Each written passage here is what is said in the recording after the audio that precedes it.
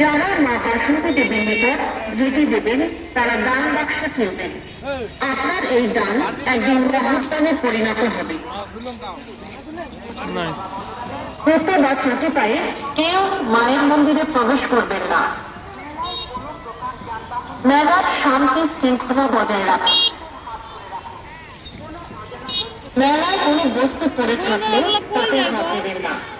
ভলেন্টিয়ারদের সাথে যোগাযোগ করুন।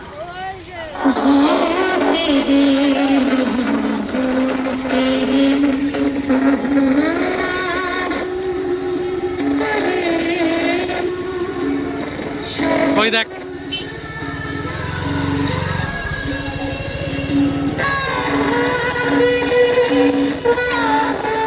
ওই দেখ ক্যামেরা